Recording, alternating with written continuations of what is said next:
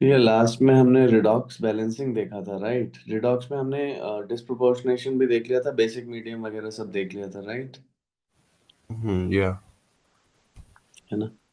अब यार ये है एक्टिविटी सीरीज, यहाँ से अब हम थोड़ा स्टार्ट करेंगे तो ठीक है।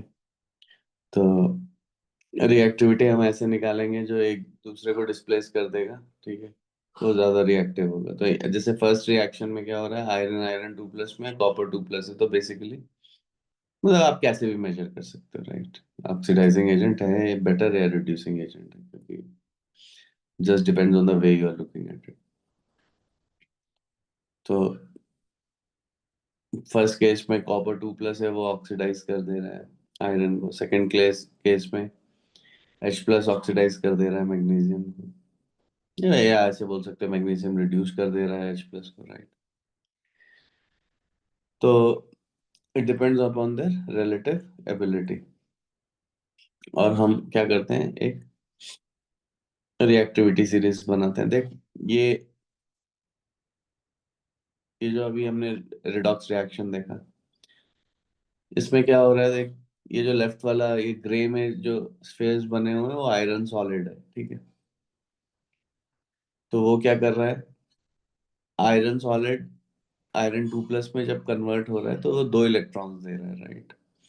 और वो 2 इलेक्ट्रॉन्स कौन गेन कर रहा है, कॉपर 2+, ठीक है?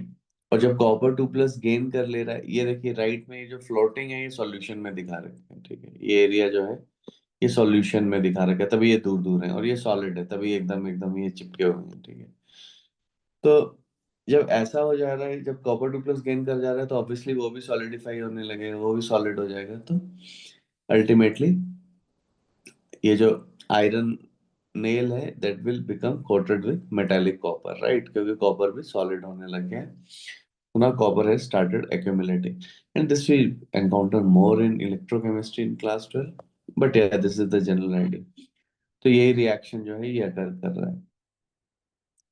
शुरू में जो कॉपर 2+ है, वो यहाँ पे है, वो ब्लू कलर का है, ठीक है? शुरू में इंटेंस ब्लू कलर है, और फिर ग्रेजुअली क्या हो रहा है, कॉपर 2+ जो है, कॉपर सॉलिड में कन्वर्ट हो जा रहा है। तो it is so the copper 2+ ions are no more in solutions, right? Solution में है नहीं, so the blue colour is going to faint, right? It is going to diminish. तो ये है, सिमिलरली Ag+ कॉपर को ऑक्सीडाइज कर दे रहा है, ठीक है? ऐसा इसलिए क्योंकि कॉपर इज अबव सिल्वर, ठीक है?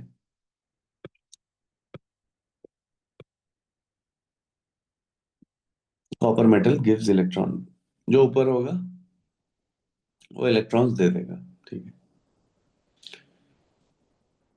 गोल्ड इज बिलो सिल्वर, तो ये इलेक्ट्रॉन्स नहीं दे पाएगा।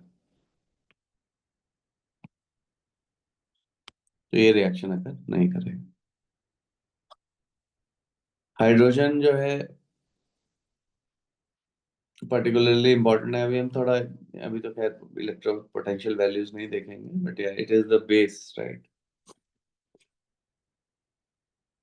Metals at the top of the series, the alkali metal group of 1 and the alkali, are such powerful reducing that they even react with pure water in which the concentration of H+ is very low.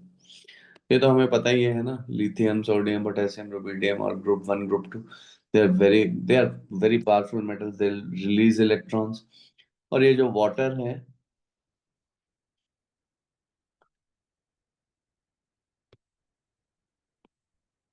इसको तो ऐसे करके सोच सकता है। पहले तो यहाँ से देख ले, 2Na है, या चल एक से ही दिखा देता हूँ। जैसे सोडियम है, राइट? वो सोडियम प्लस प्लस इलेक्ट्रॉन में जाएगा, राइट? फेज दिखा देते हैं। ओ, चलो फिर तो ये फेज के साथ ही लिख देते हैं। सोडियम सॉलिड है, हो जाएगा सोडियम प्लस एक्वस में, और एक इलेक्ट्रॉन। वाटर को देख, तू कैसे विजुलाइज करेगा? वाटर को तो तू ऐसे सोच लेगा कि H2O is nothing but it's a very feeble equilibrium, बहुत ही कम डिसोसिएशन होता है H प्लस और HO माइनस में। तो ऐसे सोच ले, और जब ये एक इलेक्ट्रॉन गेन करेगा तो हमारे पास क्या आ जाएगा, H प्लस रिड्यूस हो जाएगा, हाफ H2 गैस। ये दोनों एक्वस ही हैं, H प्लस एक्वस है और HO माइनस भी एक्वस ही है, राइट। तो ये है सिचुएशन, राइट। तो हम फिर बाद में 2 से मल्टीप्लाई कर देंगे, राइट। तो असेंशियली क्या है कि सिर्फ H प्लस ही रिड्यूस हो रहा है, राइट, HO माइनस नहीं रिड्यूस हो रहा है। तो हम इसको ऐसे लिख देंगे कि H2O liquid plus single electron is going to give me half H2 gas plus HO minus aqueous। ये लोग OH माइनस लिखते हैं, हम लोग HO माइनस लिखते हैं, नेगेटिव होता है। तो ये बन गया, and then we can add these two, और हमारे पास 2 से मल्टीप्लाई कर देंगे तो ऊपर वाला रिएक्शन आ जाएगा। सोडियम है, it has been oxidised,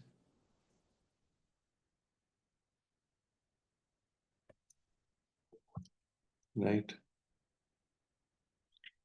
and ये, और ये रिड्यूस हो गया, ठीक है।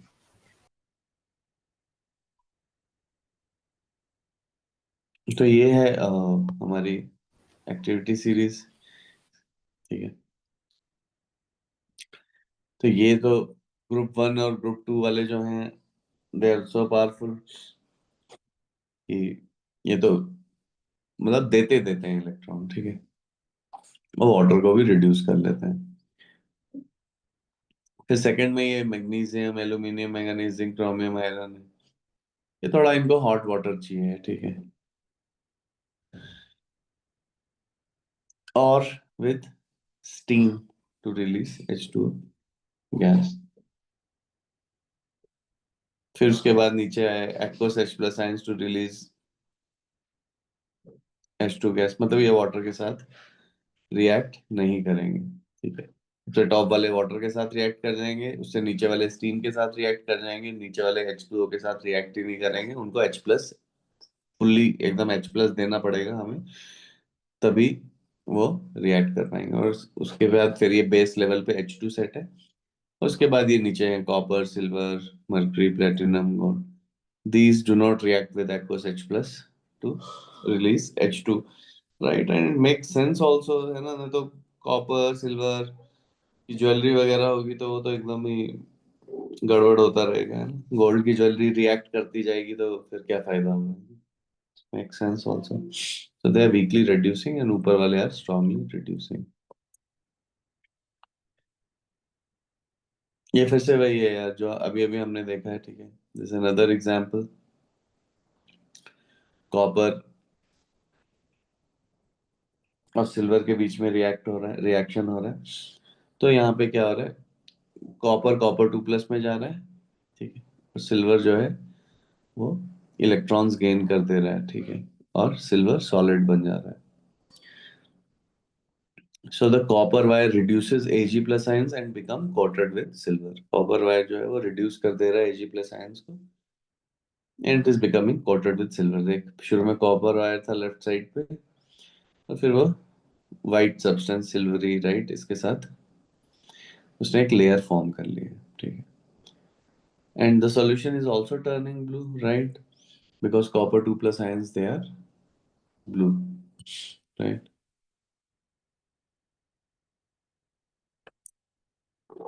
So that is the idea. ये वही redox reaction है, redox reaction। अब देख,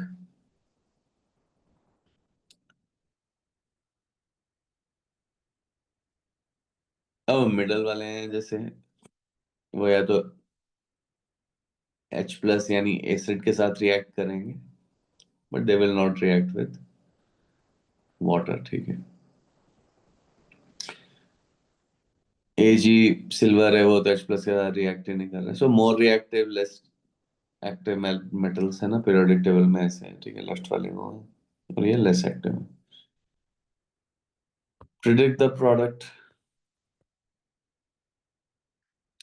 आई थिंक एक बारी तो इसका स्क्रीनशॉट ले ले, ये जो है, फोटो खींच ले जैसे भी है, फिर हम प्रिडिक्ट कर पाएंगे।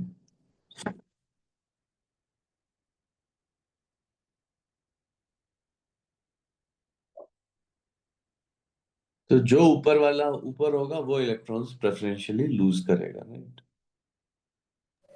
Yeah. ठीक है। अब ये है अपने पास पहला क्वेश्चन है।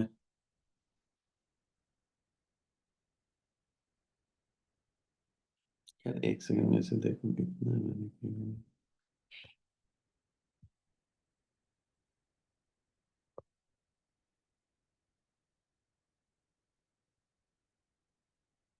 ठीक है, अब बेटर है थोड़ा। अब जिंक मरकरी से ऊपर है, तो जिंक इलेक्ट्रॉन्स लूज करेगा। So zinc is losing electrons in this case, है ना? Zinc is getting oxidise, so it is losing electrons, तो ये रिएक्शन अकर करेगा। Copper is below hydrogen, so copper will not lose electrons, ठीक है। ये है। और हमने वो जो सेटअप, जो हमारी सीरीज बनी है, वो ऑक्सीडाइजिंग के हिसाब से बनी है, राइट? कि कौन सा लूज करेगा। कई बुक्स में वो सीरीज को हम रिड्यूसिंग के हिसाब से भी लिख देते हैं, उल्टा भी लिख देते हैं। Everything depends.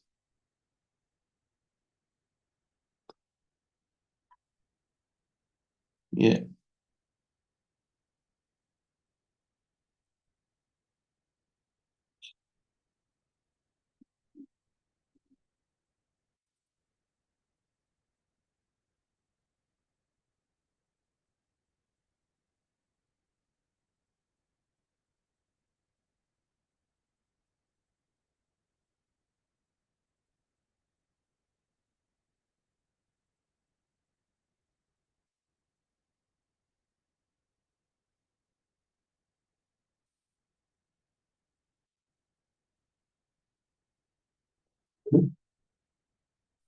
हेल्थ का ध्यान रखो, और कुछ खेलने वेलने भी जाया कर थोड़ा।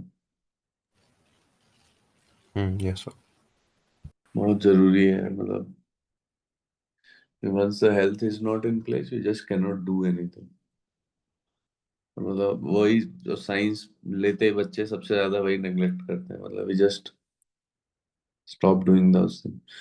एकदम नहीं होता है, आधा पौना घंटा सुबह, आधा पौना घंटा शाम, मतलब एक एक घंटा आपको निकालना चाहिए।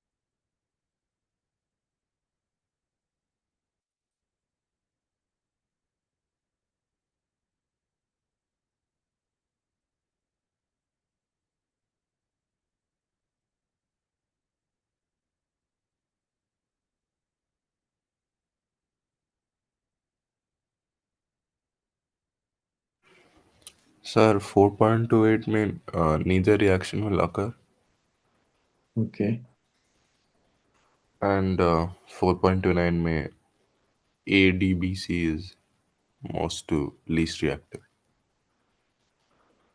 ओके, एक बार चेक कर लेता हूँ मैं। 4.28 में ठीक है दोनों, और एडीबीसी है ना? Yes, sir. ठीक। अब देख रिडॉक्स टाइट्रेशन, तो देख शौर्य, जब हम पढ़ते हैं ना, देखो सारी की सारी जितनी भी केमिकल कैलकुलेशन है ना, उनका बेसिस वही है। Mole A by equal to mole B by B equal to mole C by C equal to mole D by D. कभी हम इन्हें एसिड बेस न्यूट्रलाइजेशन रिएक्शंस की तरह पढ़ेंगे, कभी हम इन्हें प्रेसिपिटेशन रिएक्शंस की तरह पढ़ेंगे, कभी हम इन्हें रिडॉक्स टाइट्रेशंस की तरह पढ़ेंगे। लेकिन हम हमेशा ही कैलकुलेशन का हमारे पास वही तरीका है। देखो आ रही है बात समझ में क्या बोला मैंने, है ना? Yeah. ठीक है, इट्स द सेम थिंग, और कुछ नहीं है। उनको अलग अलग नामों से पढ़ाते रहते हैं हम। ठीक है, कुछ भी हो, चाहे एसिड बेस्ड रिएक्शन कर रहा हो तो उसे एसिड बेस्ड टाइट्रेशन बोल देंगे। ठीक है, इट हेल्प्स टू क्लासिफाई, ठीक है, बच्चों को बताने के लिए। But the way we are doing the calculations that will never change, क्योंकि हमारे पास तो यार, हमें क्या फर्क पड़ रहा है कि कौन सी इक्वेशन जो है वो अकर कर रही है, कौन सा रिएक्शन हो रहा है, वो हमें फर्क नहीं पड़ रहा है। हमें सिर्फ इस बात से फर्क पड़ रहा है कि यार मतलब mole mole A by equal to mole B. अब जैसे ये है, अब इस केस में क्या हुआ देख, अब रिडॉक्स टाइट्रेशन में क्या है, फिर से वही है। एक सब्सटेंस ऑक्सीडाइज हो रहा है, एक सब्सटेंस रिड्यूस हो रहा है, राइट? तो अब हम देखेंगे, तो इस केस में क्या करते हैं हम, KMnO4 है, वो ऑक्सैलिक एसिड के साथ रिएक्ट कर रहा है। ठीक है, और ये रिडॉक्स रिएक्शन है। के प्लस आयन जो है वो स्पेक्टेटर आयन है। ठीक है, के प्लस आयन स्पेक्टेटर आयन का ये मतलब हुआ कि वो कैंसिल आउट हो जाएगा, तो हमने यहाँ पे हटा दिया है। ठीक है, उसे, एक तो ये मतलब हुआ उसका। और नेक्स्ट चीज ये है कि तो ये बैलेंस्ड इक्वेशन है हमारे पास, ये हम कर ही लेंगे। ठीक है, बैलेंस्ड इक्वेशन। अब अब इस, और इसमें हम क्या करेंगे, I think they have added phenolphthalein indicator, या राइट? कई बार हम इंडिकेटर ऐड कर लेते हैं, ठीक है, ताकि हमें पता चल जाए कि रिएक्शन जो है कंप्लीट हो गई है। ठीक है, अब देखो यहाँ पे इन्होंने क्या करा है, ये पूरा तामझाम समझाया है कि H2C2O4 है, 0.2585 ग्राम है, और डिसॉल्व कर दिया इसे 100 ml इसमें। ठीक है भाई, मोल पता चल गए मेरे को, टोटल वॉल्यूम भी पता चल गया। ठीक है, exact volume is not important because we are concern only with the amount of dissolved H2C2O4, मतलब उसके मोल्स कितने हैं। ठीक है, अब हमने क्या करा है, एक्वस KMnO4 सॉल्यूशन जिसकी अननोन कॉन्सेंट्रेशन है। अब उसकी कॉन्सेंट्रेशन हमें नहीं पता है। ठीक है, ये रहा।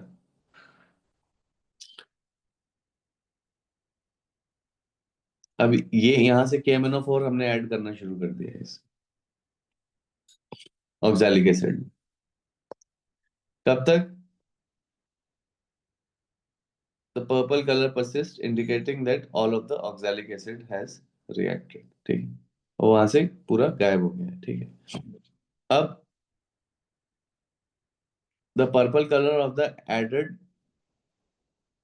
MnO4 minus initially disappears as reaction occurs, but we continue the addition until a faint color persists। मतलब अब वो रिएक्ट नहीं कर रहा है, अब MnO4 माइनस ही है, वही बिल्डअप हो रहा है। ठीक है, और हमें लैब में टाइट्रेशन मेरे ख्याल से हुई भी होंगी आपके स्कूल में। At this equivalent point, equivalence point or end point of the titration, we might find that 22.35 ml of the KMnO4 solution has been added। ठीक है, अब ये रही इक्वेशन। तो यार हम यहाँ से क्या लिख देंगे सीधे ही? देख, मतलब mole H2C2O4/5 is equal to mole MnO4 minus by 2,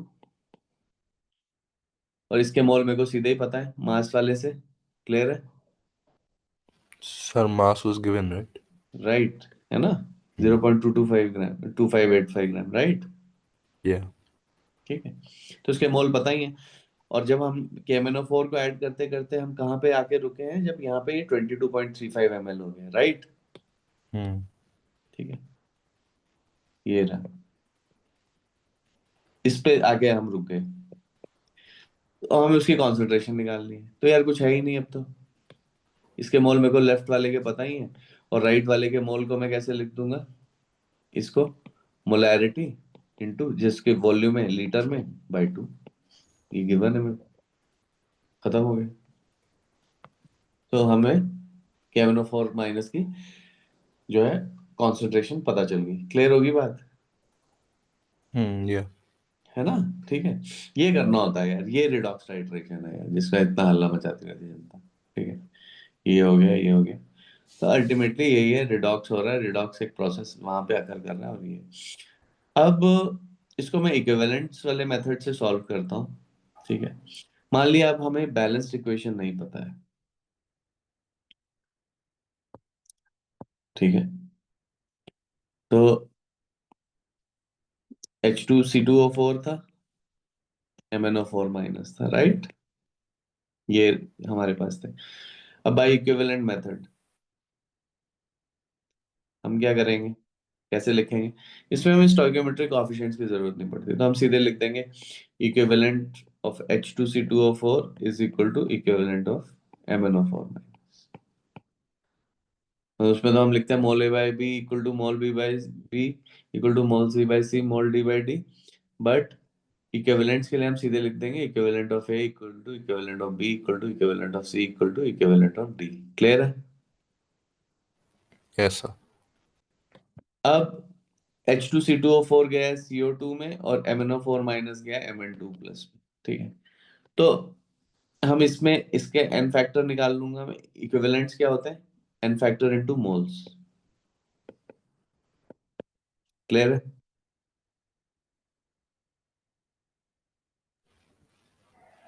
ठीक है, हम्म।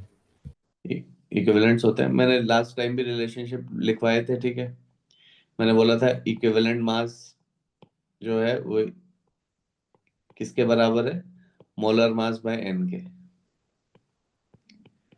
फिर n is the n factor. और फिर यहीं से अब आपका आ जाएगा सारे रिलेशनशिप। देख चल, पहले ये सारे रिलेशनशिप एक बार फिर से देख लेते हैं। तो जैसे मैंने ये बोल दिया equivalent mass equal to molar mass by n, तो मेरे पास क्या हो गया? अब इक्विवेलेंट्स को हम क्या कैसे डिफाइन करेंगे? Equivalents, number of equivalents is equal to mass upon equivalent mass, right? And so given mass, equivalent mass को मैं कैसे लिख लूंगा, molar mass upon n। n ऊपर आ जाएगा तो ये n इंटू मोल्स बन गया। क्लियर है? Yes sir. नॉर्मेलिटी को हम कैसे डिफाइन कर देंगे? मोलैरिटी को हम कैसे करते थे, मोल्स बाय वॉल्यूम। यहाँ पे क्या कर देंगे, equivalents divided by volume of solution in litre. Equivalents को मैं कैसे लिख लूंगा, n into moles divided by volume of solution in litre. तो क्या हो गया, n इंटू मोलैरिटी। क्लियर है? Yes sir. तो यही रिलेशनशिप है जो चाहिए। अब हम now we come back to this n1 moles equal to n2 moles.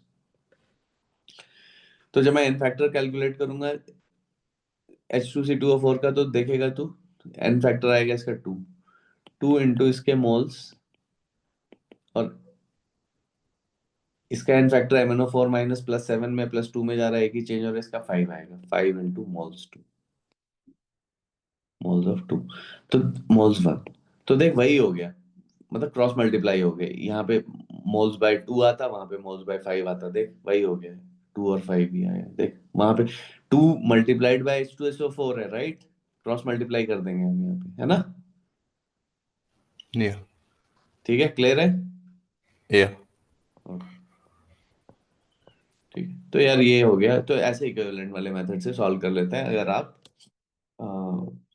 If you do not know the balance equation,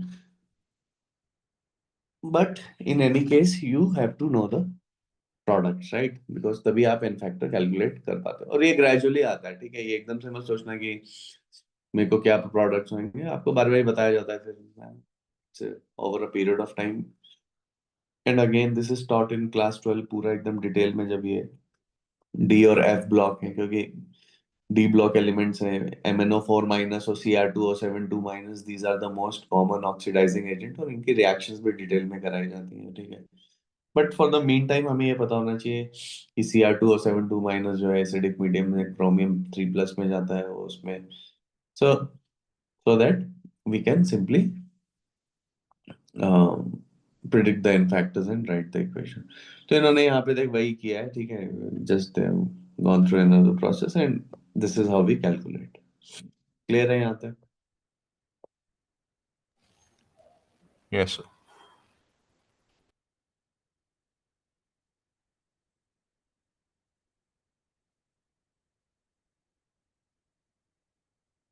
हमारे में क्या करेंगे, हमारे इंडिया में क्या करेंगे, इक्वेशंस नहीं देंगे and they will make life tough for students, है ना, ताकि इंटरेस्ट लूज हो जाए ना बच्चे का, उसे फिर तो यानी है तो द स्टार्च। अब ये एक और है, ठीक है, आयोडोमेट्रिक, आयोडोमेट्रिक आपको ऐसे इस नाम से पढ़ाई गई होगी, टाइट्रेशन, मतलब समझ लगे रहती है जनता, कोई फर्क नहीं पड़ता भाई, इक्वेशन लिखनी है और आगे चलना है। Aqueous I3 minus is essentially I2 + I-, ठीक है। तो ये रिएक्शन है सोडियम थायोसल्फेट के साथ, S2O3 2 - S4O6 2 में जा रहा है, ठीक है, इंपॉर्टेंट है, क्योंकि हमारे एग्जाम में ये सब नहीं दिया होता, तो आपको ध्यान होना चाहिए कि H2O3 2 - S4O6 2 में जाता है, तभी आप उसका एन फैक्टर निकाल पाओगे। Starch turns from deep blue to colorless when all the I3 - has reacted.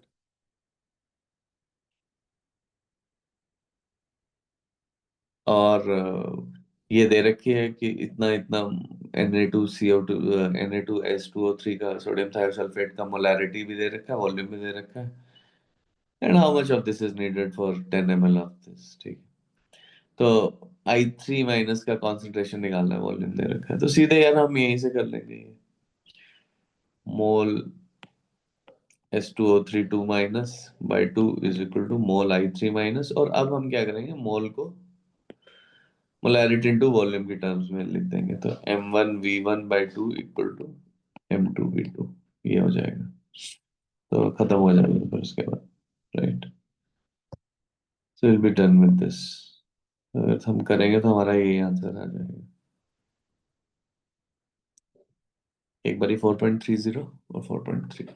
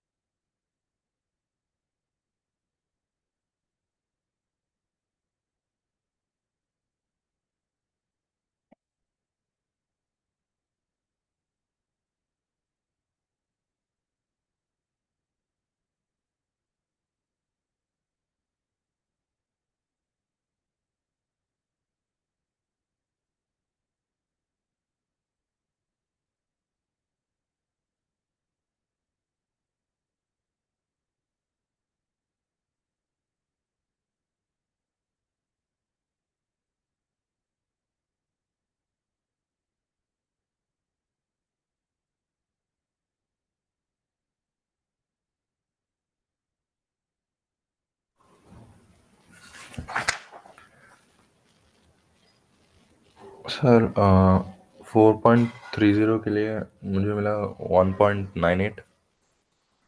Okay. And for 4.31 I got 49.9 gram. No mg, sorry. 4 point पहले के लिए कितना मिला है? 1.98 या मोलर, राइट। और सेकंड के लिए? सेकंड के लिए mass of iron I got is 49.9 mg। Yeah that is correct.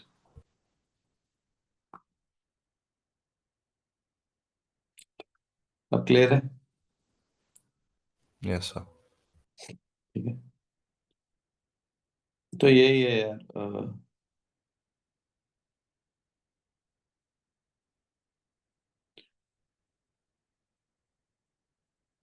मतलब you just have to B,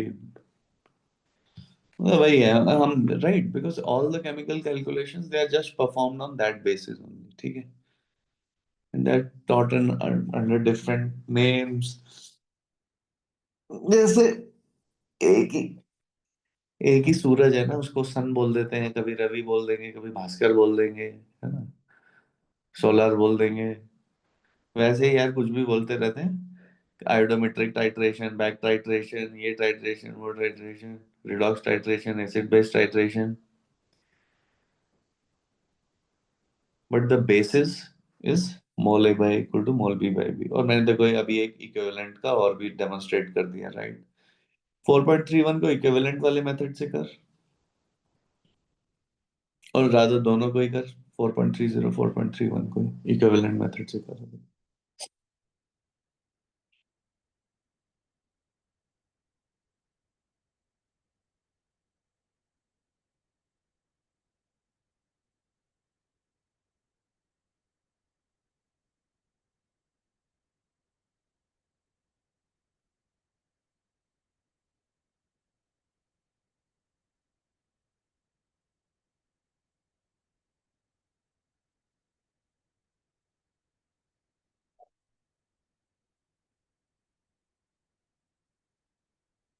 parents basically कहाँ से बिलोंग करते हैं? पंजाब से?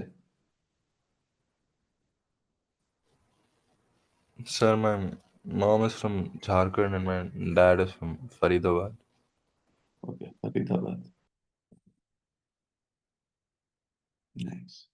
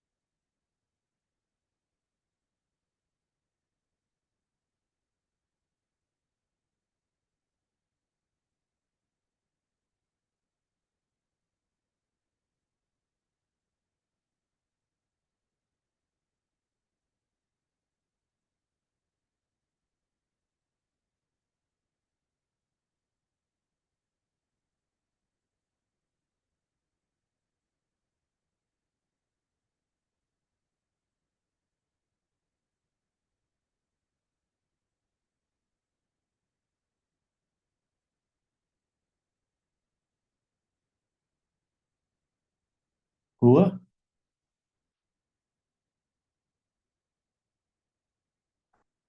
सर 4.30 का हुआ, और 4.31 में I got exactly half the value, so I am just checking the calculations.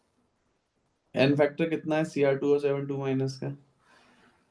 So I got n factor is 3, क्यों? एन फैक्टर कैसे डिफाइन करते हैं? like change in क्या कहते हैं, change in oxidation number into atoms involved। Into atoms. तो कितने chromium change हो रहे हैं? 2 atoms change हो रहे हैं, और change is 3, तो एन फैक्टर कितना हुआ? 6। तूने कितना हाँ मैं, किया है? तूने एन फैक्टर कितना लिखा है? 3, राइट? हाँ I didn't consider the change in atoms। है ना? उसका ध्यान रखना है। ठीक है। Yeah।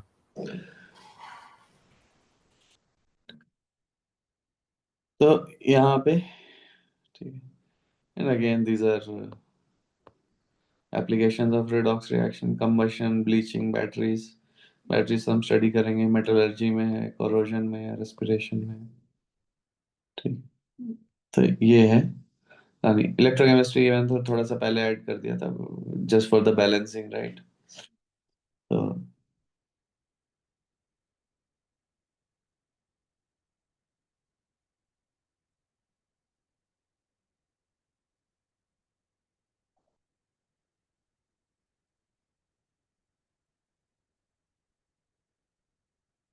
ये अब यहाँ पे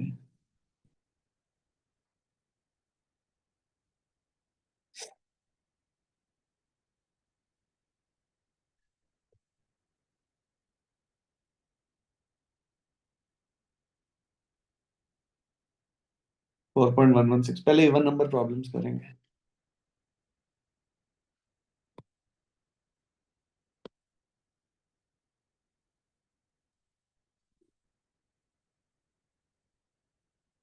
दोनों मेथड से करना है एक प्रॉब्लम में, मोल मेथड, इक्विवेलेंट मेथड।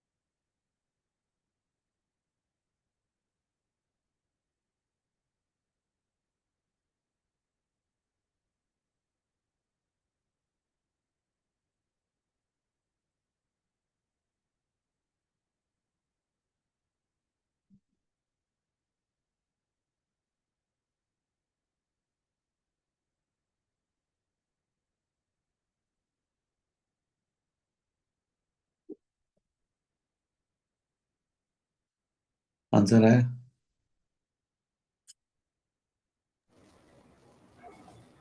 सर मोल मेथड से आ गया, और इक्विवेलेंस से कर रहा हूँ। मोल मेथड से कितना है? सर 0.670 ग्राम। ठीक है, सही।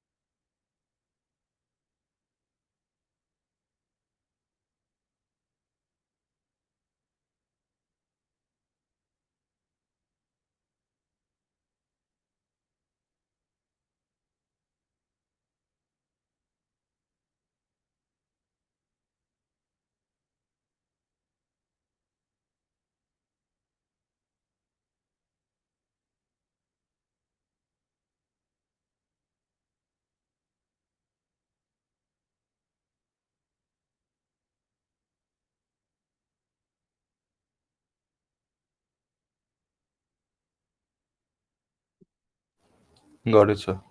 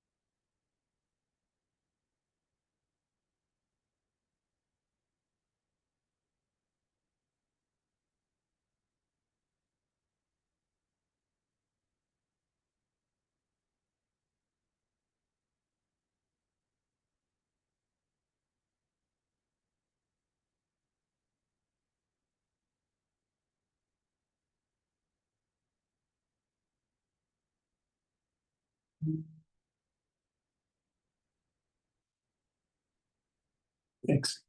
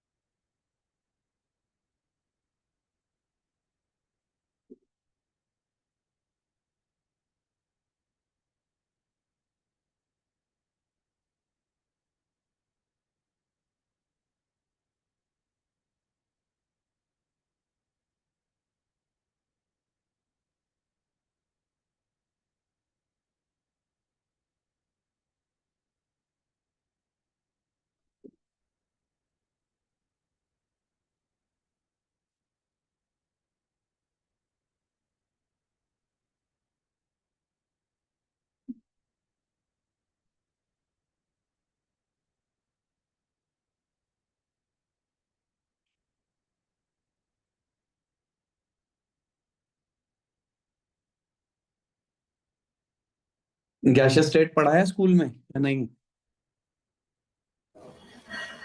सर बहुत पहले पढ़ाया था एलन में, अप्रैल में। ओके। अब क्या पढ़ा रहे हैं वहाँ? अ, अब तो मतलब केमिस्ट्री में स्टार्टेड थर्मोडायनामिक्स। ओके।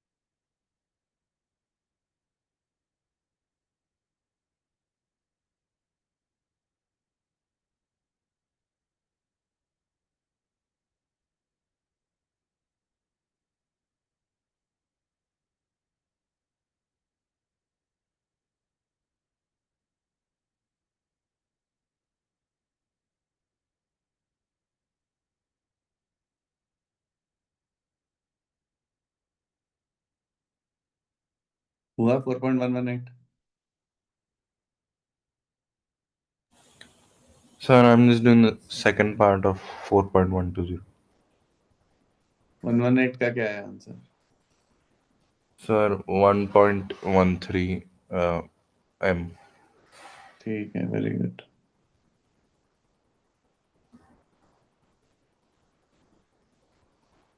Sir, 4.12 के 120 के लिए is it 0.134? हाँ। Okay.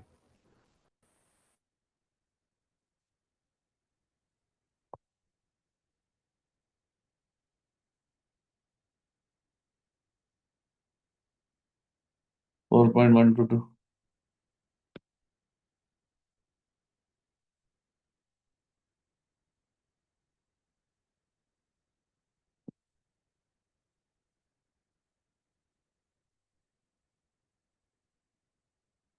एक सेकंड, क्लीन दिस।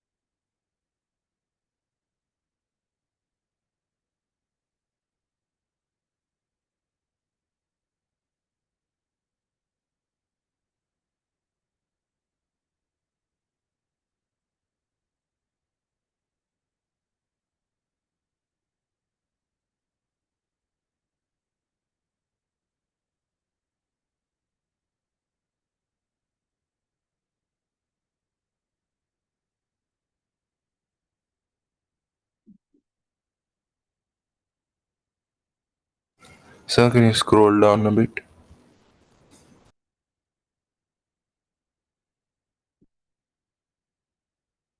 उसका कितना है? Sir, 4.122 के लिए I got 79%. ओके, यहाँ पे 80.32% लिखा है, पर ठीक है, चलो देखते हैं। दोनों मेथड से सेम ही आया है। Yeah. ओके ठीक है, कोई बात नहीं। नेक्स्ट देखो, 124।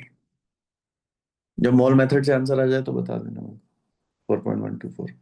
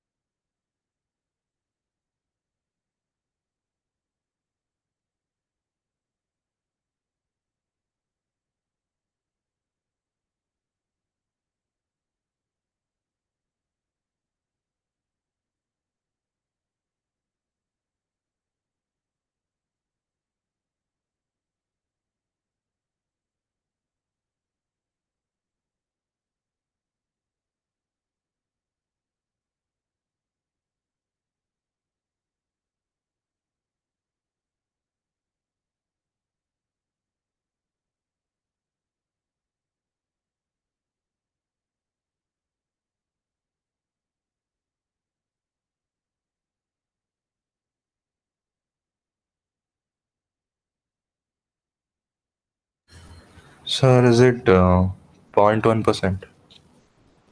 हाँ इतना ही है, 2 डिजिट तक बोलना है हमेशा।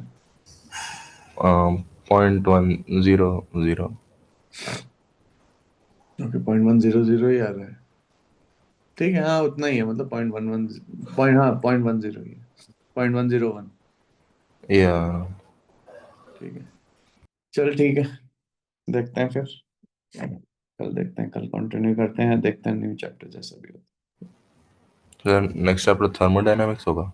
हाँ मोस्ट प्रॉब्ली थर्मो ही करेंगे, थोड़ा सा गैस स्टेट कर लेंगे या देखेंगे, थर्मो में इंक्लूड कर लेंगे, है ना। Okay sir. चल take care. Okay. Okay bye.